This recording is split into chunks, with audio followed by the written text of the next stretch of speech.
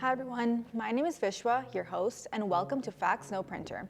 This season, we're diving into the incredible ravines and natural spaces that make Toronto so special. Today, we're talking about the Rouge River Ravine, part of the Rouge National Urban Park, the first national urban park in Canada and one of the largest urban parks in North America. Now, the Rouge River is more than just a pretty place to hike or take photos. It's a space layered with thousands of years of history, rich biodiversity, and a deep connection to the people and communities who've lived here. It's honestly one of those spots that make you realize how nature and humanity are so intertwined. Let's start way back to the formation of the ravine. This site, alongside other ravines, were formed after the continental ice sheets from the last ice age retreated about 13,000 years ago. Sand up to 100 meters thick was left, and wind and water carved it into the valleys we now associated with ravines. Farming became possible in around 700 CE, and some of the main crops grown were squash beans and corn. This area has been home to Indigenous people for more than 10,000 years, some of the oldest human settlements in Canada. There are so many archaeological remains of over a dozen Iroquois villages here. The river and surrounding land were essential to the Anishinaabe, Haudenosaunee, and Huron-Wendat peoples.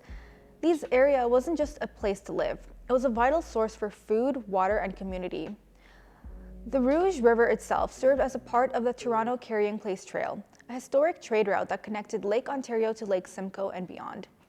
This trail is a foundation of some of the paths we walk on today, and it's pretty humbling to think about the history beneath our feet when we roam these areas.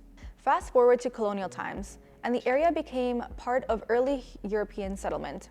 By the late 1700s, the land across the Rouge River has shifted towards agriculture.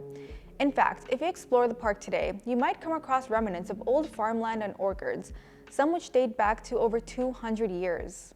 What's fascinating is how this land transitioned from farming and development to a protected natural space.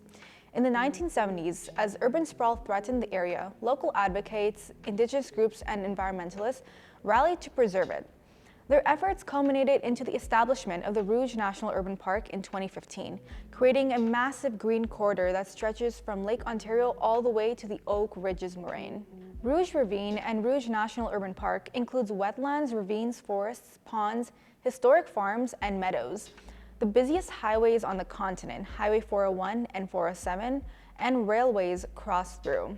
It's also one of the only national parks that over 20% of Canada's population can easily access by public transportation. Here's a cool fact.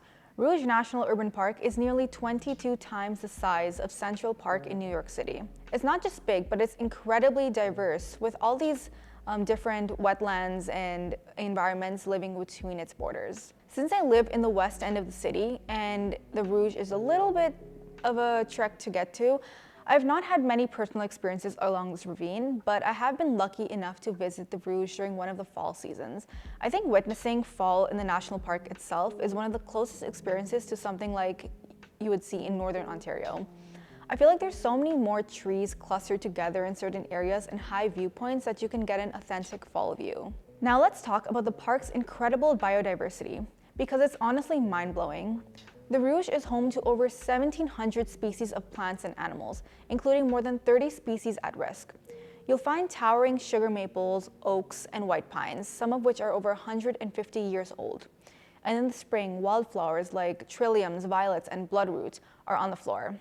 Speaking for fauna, the Rouge is a paradise for bird lovers. Over 225 species have been spotted here. There are even beavers, foxes, turtles, and even fish like salmon and trout. There is so much to do here. You can hike or bike amongst one of the many trails, explore the wetlands, or even just join a guided tour to learn more about the area's history and ecology. Just remember to respect the environment, stay on marked trails, and not to litter. Thank you so much for joining me on today's episode of Facts No Printer, and stay tuned for another episode. Bye.